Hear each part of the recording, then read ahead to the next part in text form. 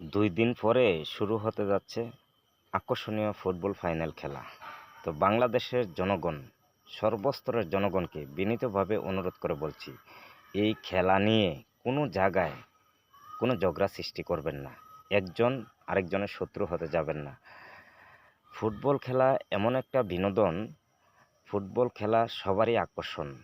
তো আশা করি সবাই হিংসাবিধি ভুলে গিয়ে একসাথে মিলেমিশে অবশ্যই খেলা উপভোগ করবেন। কেউ কাউকে ঘৃণার চোখে দেখবেন না।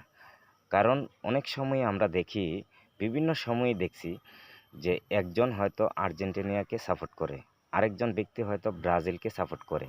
এই বিধায় একজন আরেকজনের শত্রু হয়ে যায়। এই ভুল কাজটা করতে যাবেন না। বাংলাদেশের সর্বস্তরের জনগণকে বিনীতভাবে অনুরোধ করে বলছি, দয়া করে এই খেলা নিয়ে কোনো জায়গায় এমন কোনো ন্যাক্কারজনক ঘটনা ঘটাবেন না। খেলাধুলা এমন একটা বিষয়, খেলাধুলা এমন একটা পর্যায়ে পড়ে গণতান্ত্রিক হিসাবে সবাই খেলা উপভোগ করতে পারে, কারণ এটা বিনোদনমূলক। তো বিশেষ করে খেলাধুলা যারা পছন্দ করেন, আশা করি সবাই হিংসাবিধি ভুলে গিয়ে একসাথে মিলেমিশে অবশ্যই খেলা উপভোগ করবেন।